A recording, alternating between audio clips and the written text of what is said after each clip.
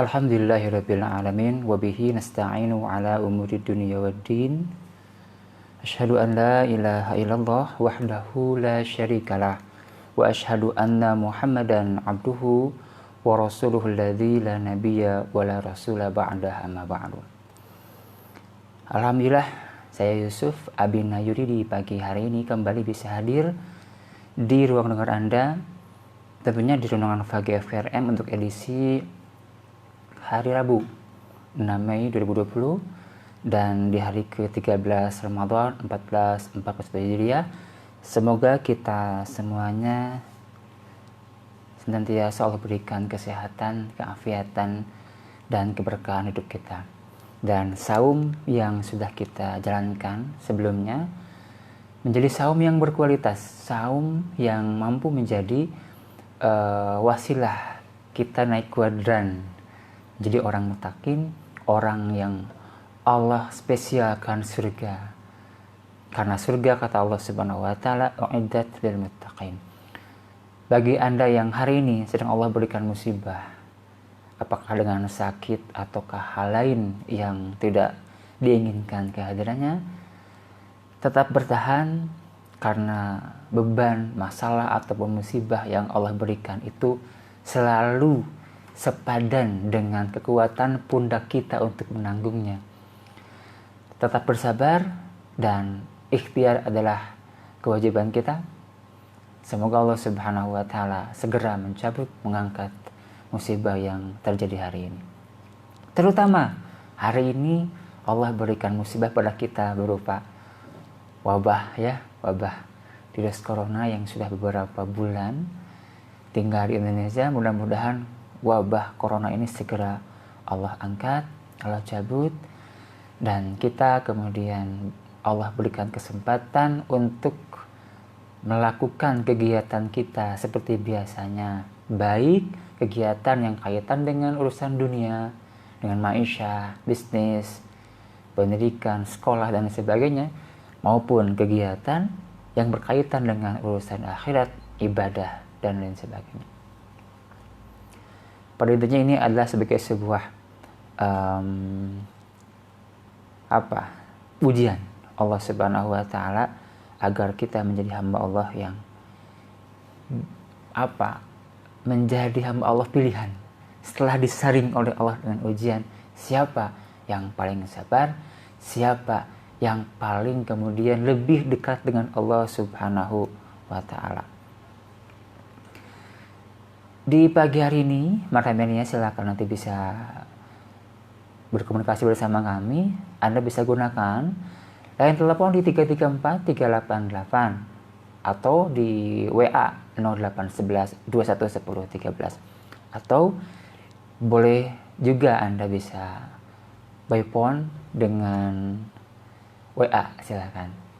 Yang penting internetnya lancar agar nanti nyambung komunikasinya.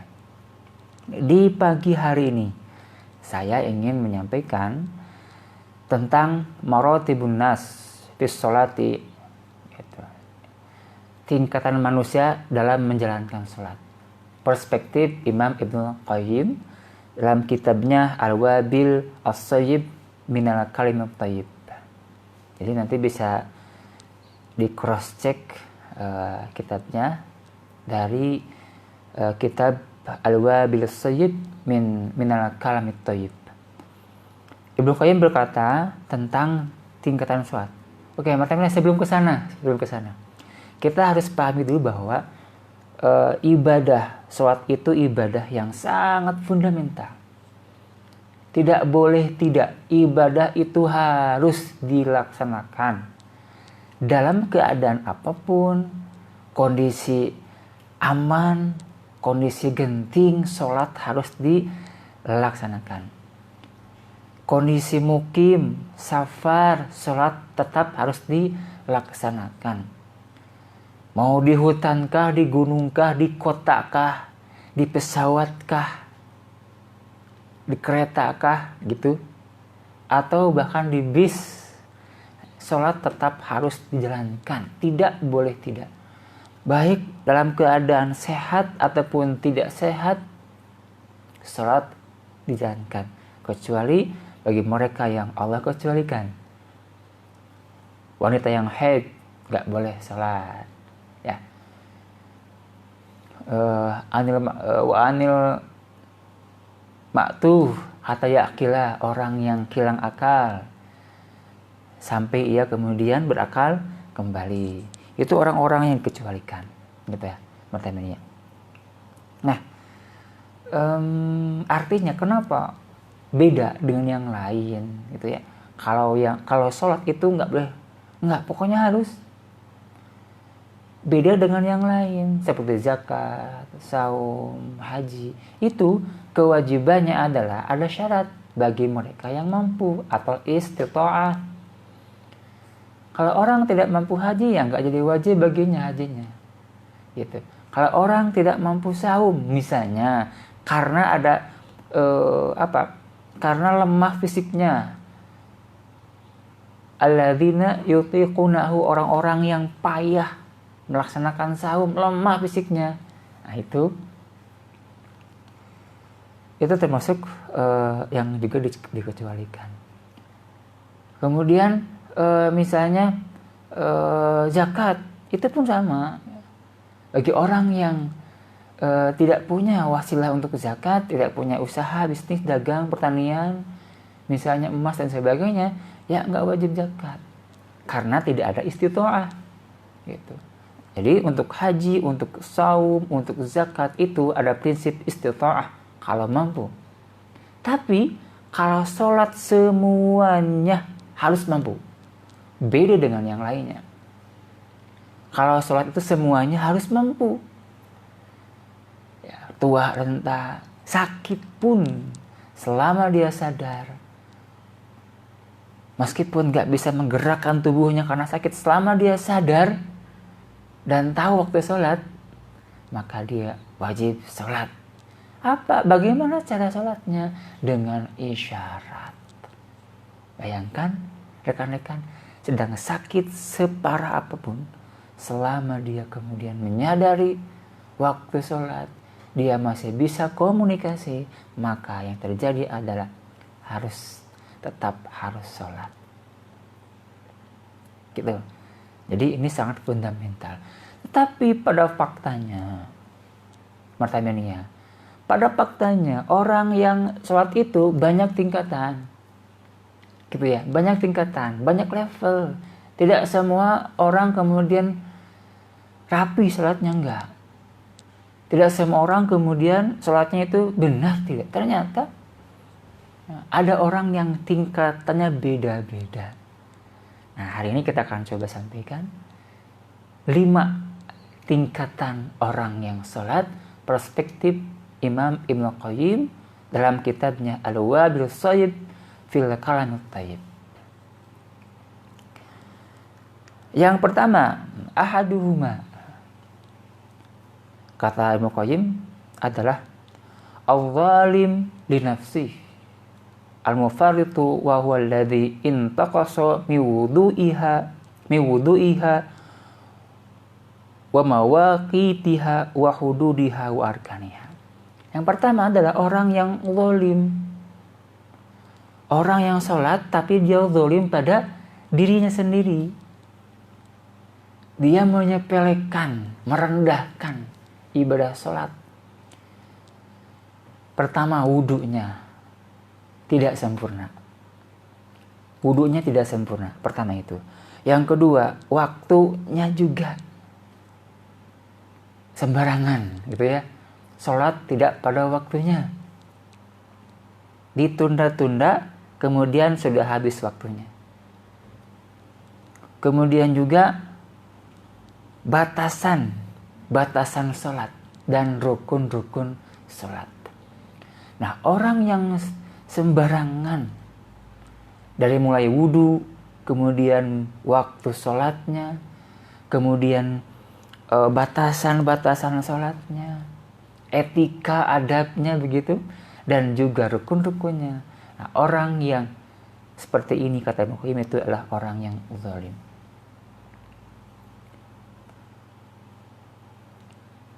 Yang kedua dulu kita dibahas dulu semuanya, kaul Ibnu Qayyim, kemudian kita nanti coba untuk diskusikan. Tsani, yang kedua adalah mayuhafidhu ala mawaqitiha wa hududiha wa arkaniha adh-dhahira wa wudu'iha walakin qad dhi'a mujahadatu nafsihi fil waswasah fadhaba ma'al waswas wal ifkar. Yang kedua adalah orang yang sudah menjaga waktu sholat, orang yang sudah menjaga batasan sholat, menjaga rukun-rukun sholat, kemudian juga menjaga wudu untuk sholatnya, tetapi dirinya kemudian berada dalam mujahadah, dalam peperangan, fil waswasah, dalam keraguan-raguan dirinya. Artinya dia sholat dengan sudah benar, SOP-nya sudah sangat tepat, tetapi hatinya, pikirannya berjihad dalam waswasah. Fadhaba ma'al waswas wal ifkar. Maka dia sholat, selama sholat dia waswas dan banyak pikiran. Artinya ini orang yang kurang sabar atau tidak sabar. Karena sabar di antara maknanya adalah menyatukan badan dan pikiran dalam satu ruang dan waktu ketika melakukan sebuah ibadah. Badannya di tempat sholat, badannya di atas sajadah, tetapi pikirannya di pasar. Misal, pikirannya ngitung laba profit, pikirannya di kantor dan sebagainya. Nah, ini termasuk orang yang tidak sabar, gitu ya. Tidak sabar membawa dunia yang dia geluti ke dalam sholatnya, membawa bisnisnya, membawa usahanya, membawa hajat-hajat yang lainnya ke dalam sholatnya, yang pada akhirnya sudah benar SOP-nya, sudah sempurna wudunya, sudah tepat waktu-waktu sholatnya, tetapi pikiran dan hatinya bertolak belakang dengan ibadah sholatnya, kemana-mana gitu ya. Dari mulai takbir blank semuanya gitu ya, dari mulai takbir sampai salam dia nggak ingat apa yang dia baca. Tapi saya suka heran mungkin ya teman. Pertanyaannya, saya sedikit heran, kenapa ya gitu, kalau lagi sholat mulut kita itu lancar baca Fatihah, benar nggak? Lancar baca iftitah, lancar baca Fatihah, baca surat-surat Al-Quran, lancar kemudian bacaan ruku, kemudian itu dan sebagainya sampai tamat lancar. Padahal pikiran kita sedang kemana-mana. Nah ini luar biasa. Saya mengambil ibrahnya itu dalam hal tikror ya.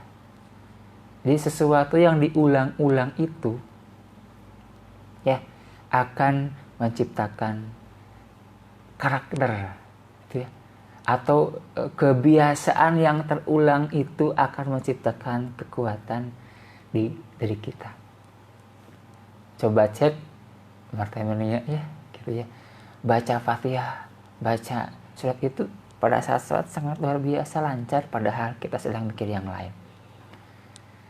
Ini bro ya, terutama buat kita orang tua yang punya anak atau para guru yang punya para santri, para murid, di antara tips yang sangat fundamental, yang sangat mendasar dan pokok untuk menciptakan, membangun hafalan anak itu adalah dengan cara diulang-ulang.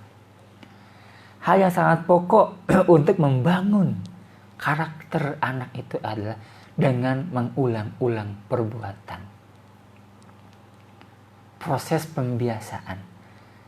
Ya, ada proses pembiasaan yang diulang-ulang terus-menerus, itu menciptakan karakter. Ada istilah bola salju, ya, bola salju semakin menggelinding, maka dia akan semakin besar. Hal kecil semakin menggelinding, diulang-ulang, repetition, tikror, pengulangan, maka akan semakin besar. Di Sunda ada istilah cikaracak, ninggang batu, laun-laun jadi legok. Nah, ini falsafah orang Sunda, bahwa kalau kita ingin mendapatkan keberhasilan, kemenangan misalnya, ataupun yang lainnya, maka itu tidak bisa langsung sekaligus. Harus dicicil dengan amal-amal kecil. Dicicil dengan ikhtiar-ikhtiar kecil. Pada akhirnya, sukses itu adalah satu titik di atas gunung gagal. Nah, seperti itu ya. Itu yang kedua. Ats-tsalits, yang ketiga, kata Ibnu Qayyim adalah man hafadha ala hududiha wa arkaniha wa jahada nafsahu fi daf'il waswas wal ifkar fahuwa mashghulun bimujahadati aduwihi li alla yasriqu salatahu fahuwa fi salatin wa jihadin. Yang ketiga adalah tipe yang kedua tadi sudah sempurna SOP-nya, wudunya, waktunya, had atau batasan salatnya, rukun-rukun salatnya. Tetapi orang yang ketiga ini adalah Mashgulun bimujahadati aduwihi. Dia sibuk melawan musuhnya dalam salat. Li alayasniku, agar tidak mencuri salatnya. Fahuwa fi salatin wa jihadin. Dia sedang salat dan juga sedang jihad. Nah, ini saya pahami ini adalah orang yang ketika salatnya kadang-kadang fokus, kolebat, ada yang mencuri, syaitan memalingkan, kemudian dia perangi lagi gitu ya, lawan lagi, kemudian dia fokus kembali, dia khusyuk kembali. Ketika sedang khusyuk, kolebat lagi ya, ada yang tersirat, terbayang di pikirannya, kemudian dia perang lagi, dan seterusnya demikian. Dari mulai takbir sampai salam, dia salatnya fi mujahadatin gitu ya, bermujahadah, berjihad melawan musuhnya. Wa huwa fi sholati wa jihadin. Wa huwa fi sholatin wa jihadin. Dia dalam keadaan salat dan juga jihad melawan musuhnya. Siapa itu? Syaitan. Karena setan pekerjaannya yang utama diantaranya adalah mencuri salat manusia. Hati-hati ya, dalam sebuah hadis, setan itu diantara pekerjaannya adalah mencuri sholatnya manusia. Bukan hanya agar manusia tidak sholat, kan gitu ya. Pada awalnya setan membisikkan manusia, orang Islam, kaum muslimin agar tidak sholat. Jangan sholat, jangan sholat, jangan sholat. Pada faktanya banyak orang muslim, orang Islam yang tidak sholat. Benar nggak? Ya, ini fakta ya. Mungkin sekitar kita pun ada gitu ya. Orang muslim, orang Islam, KTP-nya Islam, tapi nggak sholat. Nah, ini kena jebakan pertama oleh setan, bahwa ketika saat mendengar adzan, bilangnya jangan sholat, sampai manusia, umat Nabi tidak sholat. Ketika setan menggoda, jangan sholat, tapi dia tetap sholat.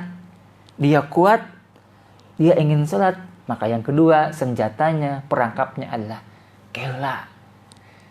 Nanti dulu, sebentar, masih sibuk, masih ada pekerjaan, sampai waktu sholatnya dicuri oleh setan. Telat sholatnya. Gitu ya. Nah, ketika ditahan-tahan, engkehula sholatnya, engkehula. Jangan dulu sekarang, masih ada kegiatan yang lainnya. Dan orang ini kemudian menggibrikan, gitu. Tidak menggubris apa yang setan bisikan. Dia sholat di awal waktu misalnya. Maka setan pun tidak kalah langkah. Setan terus berusaha untuk mencuri salatnya. Apa itu? Mencuri salatnya agar manusia dimulai takbir sampai salam, pikirannya melayang-layang ke mana-mana.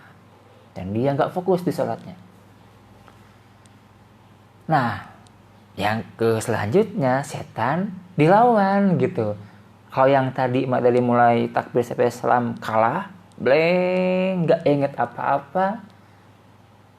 Kalau yang ini digoda, dilawan lagi, digoda, dilawan lagi. Maka orang ini orang yang sedang sholat, tapi dia pun sedang berjihad melawan godaan setan. Karena setan pekerjaannya adalah diantaranya mencuri sholat seseorang. Maka hati-hati ketika kita sholat, persiapkan segalanya. Ya, persiapkan segalanya. Baik dari hati kita hadirkan, kemudian fisik kita, pakaian kita, kemudian kita yang indah, yang punya adab, yang ada nilai kesopanan pada Allah Subhanahu wa taala. Dan seluruh yang terkait dengan salat kita persiapkan. Karena kita harus hati-hati. Akan ada banyak intervensi, manuver dari setan untuk menggoda agar salat kita tercuri. Agar khusyuknya kita tercuri. Pada akhirnya hilanglah kekhusyukan kita dan setan tepuk tangan gitu. Itu pertamanya. Yang ketiga. Nah, yang keempat adalah ar-rabi' man idza qama ila sholati akmala huquqaha wa arkanaha wa huquqaha li alla yudhi'a syai'an minha bal himmuhu kulluhu masrufun ila iqamatiha kama yanbaghi wa ikmaliha wa itmamiha qad yastaghriqu qalbah sya'na sholati wa ubudiyati rabbihi tabaraka wa ta'ala fiha. Simpelnya, yang keempat ini sudah bisa melawan godaan setan sepenuhnya. Dari mulai takbir sampai salam sudah bisa melawan godaan setan. Artinya orang ini, yang keempat ini orang yang bisa khusyuk. Tetapi pada saat sedang sholat, fokusnya adalah untuk menyempurnakan sholatnya, gitu ya. Ini udah sangat menyempurnakan sholatnya. Nah, jadi sebagaimana yang Rasul perintahkan bahwa harus benar SOP-nya, maka orang ini sudah benar, sangat benar SOP-nya, dan khusyuknya pun totalitas. Lebih bisa khusyuk ketimbang yang ketiga. Kalau yang ketiga kadang-kadang khusyuk, kadang-kadang dicuri oleh setan. Kalau yang keempat khusyuknya full. Tetapi dia fokus dirinya adalah ila iqamatiha kamayan bagi, untuk mendirikan sholatnya seperti yang Rasul perintahkan atau yang seperti yang seharusnya begitu. Nah, ini yang keempat. Yang kelima, kita bahas yang kelima. Al-khamis man idza qama ila sholati qama ilaiha kadzalik walakin ma'a hadza qad akhadha qalbahu wa wada'ahu baina yadayya rabbihi azza wa jalla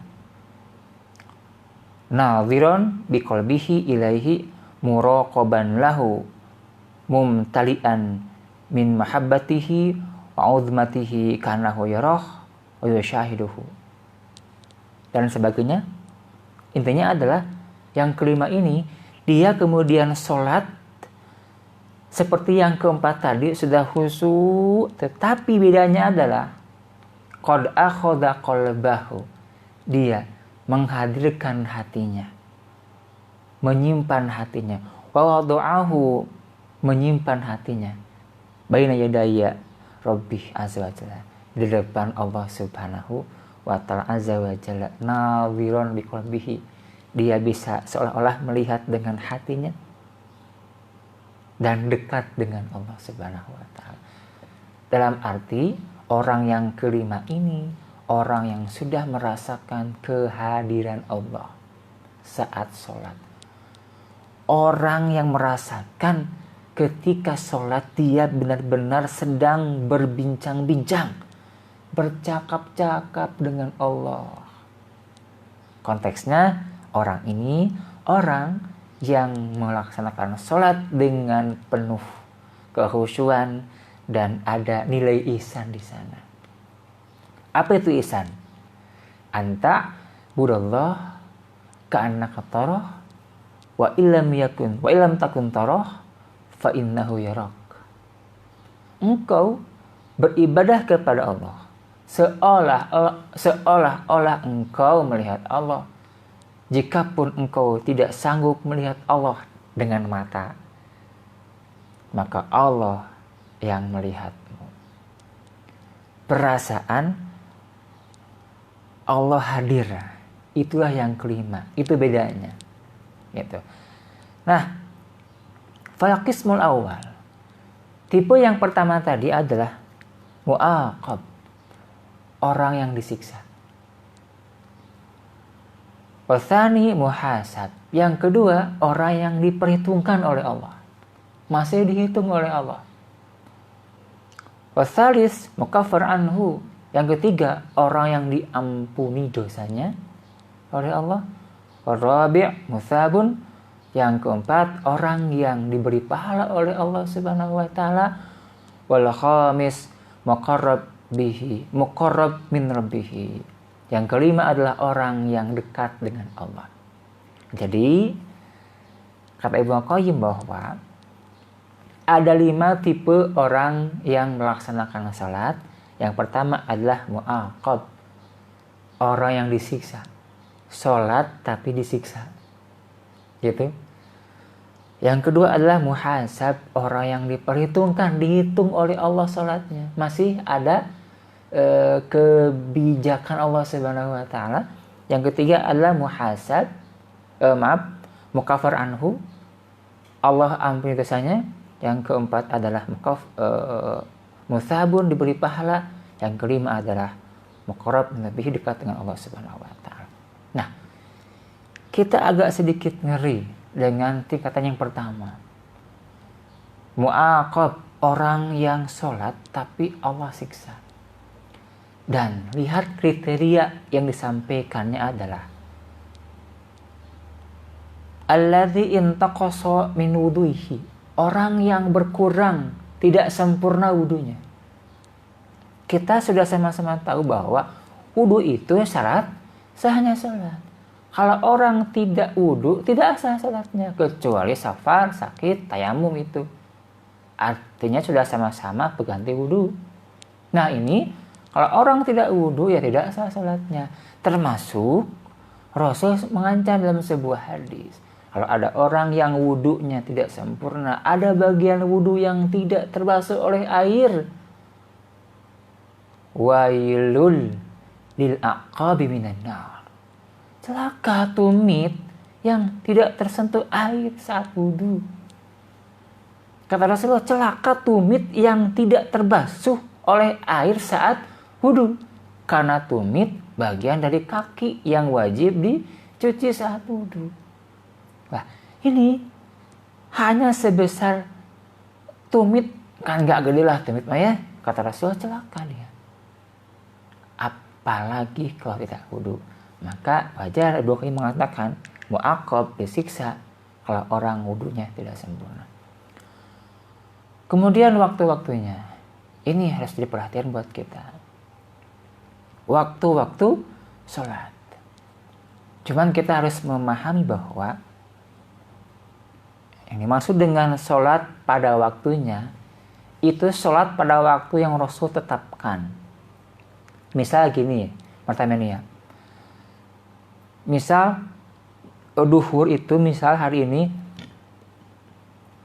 tanggal 13 ya. Misal hari ini 11.46. Ya, duhur itu 11.46. Asar 15.05. Katakanlah ada 3 jam. Ya. 12, 13, 14, 15. 3 jam lah katakanlah begitu. Nah, selama orang sholat pada waktu itu, rentang waktu 11.46 sampai 15.05, maka dia tergolong orang yang sholat pada waktunya. Orang yang sholat tepat pada waktunya. Gitu. Nah, orang yang tepat pada waktunya, ada orang yang, kalau kita bagi 3 lah gitu ya, martabanya 3 orang. Pertama ada sholat di awal waktu, kedua sholat di tengah waktu pertengahan, ketiga di akhir waktu. Sholat di awal waktu, sholat di pertengahan waktu, dan di akhir waktu, ketiganya sholat pada waktunya. As-sholatu ala waktiha gitu. Hanya pasti akan beda lah, beda kan, mirip lah. Misalnya ada seorang karyawan, 3 orang karyawan. Yang pertama datangnya sebelum jam kerja, sudah tepat waktu. Yang kedua terlambat. Yang ketiga sangat terlambat. Siapa yang disukai oleh si bos itu ya? Oleh yang punya perusahaan misalnya, si A dong. Allah pun sama. Ada hamba Allah sholat di awal waktu, ada hamba Allah sholat di tengah waktu, ada hamba Allah di akhir waktu sholatnya. Ketiga-tiganya sholat pada waktunya. Tentunya yang terbaik adalah hamba Allah yang sholat di awal waktu. As-sholatu fi awali waktiha. Itu the best. Nah, yang dimaksud oleh Ibnu Qayyim dalam kitabnya ini, yang saya pahami adalah itu menunda-nunda sholat sampai waktunya habis. Dan dia sholat bukan pada waktunya begitu. Kalau orang sholat pada waktunya itu masih sah sholatnya. Nggak akan disiksa oleh Allah. Ya, masih sah sholatnya. Meskipun fadilahnya berkurang, tentu itu karena konsekuensi. Nah, yang dimaksud dengan mu'aqab adalah disiksa sholatnya, atau dia sholat tapi disiksa adalah orang yang menunda waktu sholat klub sampai habis waktu sholatnya, dan dia kemudian sholat bukan pada waktunya. Itu dengan kesengajaan, ya, dengan kesengajaan dan dengan penuh kesadaran. Gitu. Itu yang saya pahami seperti itu. Kemudian rukun-rukunnya tentu jelas ya. Kalau rukun itu sangat-sangat jelas. Hilang sebuah rukun dengan sengaja, batal sholatnya gitu. Gugur sholatnya, jatuh sholatnya. Seperti itu. Nah, ada seseorang datang masuk ke masjid. Rasulullah sedang di pinggir masjid. Kemudian dia sholat. Setelah sholat, si orang ini kemudian menghampiri Rasulullah. Wassalamu alaihi, dia ucapkan salam pada Rasulullah. Rasulullah kemudian menjawab salamnya. Rasul saat itu berkata kepada orang ini, irji' fasalli fa innaka lam tusalli. Ulangi lagi, sholat lagi. Sesungguhnya engkau belum sholat. Barusan sudah sholat, kata Nabi, kok disebut belum sholat? Maka sahabat gak banyak tanya nih. Kemudian dia sholat kembali. Setelah selesai sholat, si orang ini kemudian datang lagi pada Rasulullah SAW. Kata Rasul, irji' fasalli fa innaka lam tusalli. Ulangi lagi, sholat lagi, karena engkau belum sholat. 2 kali Rasul katakan belum sholat, padahal dia tadi sholat. Kemudian seorang ini sholat kembali. Setelah selesai sholat, kemudian datang lagi pada Rasulullah. Kata Rasul, irji' fasalli fa innaka lam tusalli. Ulangi lagi, sholat lagi, kamu belum sholat. Kemudian orang ini penasaran kiranya. Dia kemudian konfirmasi pada Rasulullah SAW, alimni ya Rasulullah, Rasulullah ajarkan padaku bagaimana aku sholat. Kata Rasul, idza qumta ila sholati fa'asbigil wudu'a. Kalau kamu ingin melakukan sholat, mendirikan sholat, maka yang pertama kali adalah sempurnakan dulu wudumu. Tsumma staqbil qiblata, kemudian menghadap kiblat, fakabbir, lalu takbir. Tsumma qra ma tayassara minal Qur'an, kemudian bacalah ayat Quran yang mudah untuk kamu baca, yang hafal gitu. Sumarka, kemudian ruku, hatta tatma'inna raki'an, sehingga engkau tumaninah rukunya. Sumarfa, kemudian bangkit dari ruku, hatta ta'tadila qa'iman, sehingga engkau adil berdirinya. I'tidal. Sumasjud, kemudian sujud, hatta tatma'inna sajidan, sehingga engkau tenang, tumanina sujudnya. Sumarfa, kemudian bangkit dari sujud, hatta tatma'inna jalisan, sehingga engkau tumanina duduknya. Sumasjud, kemudian sujud kembali, hatta tatma'inna sajidan, sehingga engkau tumanina sujudnya. Sumaf al-dzalika fi sholatika kulliyah, kemudian lakukan hal tersebut dalam seluruh sholatnya. Rasul sedang mengajarkan SOP tentang sholat. Sahabat yang tadi, kata Rasul, innaka lam tusolli, engkau belum sholat, kemungkinan dia tidak sesuai dengan SOP yang Rasul ajarkan. Satu, kemungkinan wudunya tidak sempurna. Ya, kalau wudu tak sempurna, ya tidak sah sholatnya, gitu. Kemungkinan teknisnya nggak benar. Mungkin tidak menghadap kiblat kah? Atau mungkin bacaannya tidak tumaninah kah? Atau mungkin gerakannya tidak tenang, gerasa gerusu, buru-buru amat gitu. Jadi kaitannya adalah dengan teknis, gitu, dengan teknis. Rasul tidak sedang membicarakan tentang kekhusyuan, tidak. Rasul saat itu membahas tentang teknis sholat, SOP-nya, wudunya, bacaannya, dan gerakannya, kaifiatnya, gitu. Nah, maka yang saya pahami dikaitkan dengan hadis ini, apa yang disampaikan oleh Ibnu Qayyim ini itu sinkron. Kata Rasulullah, orang yang nggak benar wudunya, orang yang nggak benar gerakan bacaan sholatnya, itu belum sholat. Irji, ulangi lagi, fasholli, sholat lagi, fa innaka lam tusolli, engkau belum sholat. Maka wajar kalau orang sholat kemudian nggak benar SOP-nya, kata Ibnu Qayyim, mu'aqab, disiksa. Ini yang kita fokuskan di sini ya. Meskipun faktanya di antara kita masih banyak yang kemudian fokus untuk sholat, menjaga sholat, tetapi ternyata ada hal-hal yang harus kita tingkatkan agar kita tergolong orang yang diterima sholatnya, tidak sia-sia, dan sholat menjadi penyebab kita masuk surga. Begitu. Demikian saya kira pembahasan singkat tentang 5 tingkatan orang yang sholat menurut Imam Ibnu Qayyim Az-Jauziyah dalam kitabnya Al-Wabilus Shayyib minal Kalamit Thayyib. Semoga ini menjadi bahan muhasabah buat kita semuanya. Minimal kita ada di kelompok mukaffar anhu, gitu ya. Orang yang Allah ampuni, kadang-kadang bisa khusyuk, kadang-kadang tergoda oleh setan.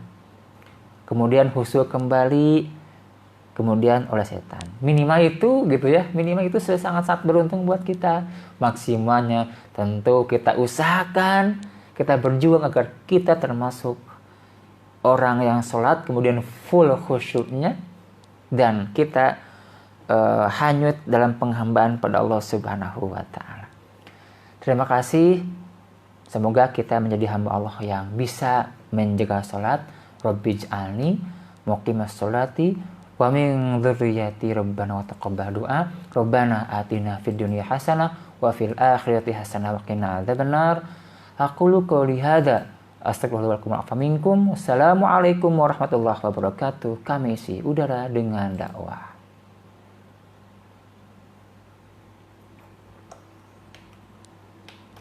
Terima kasih.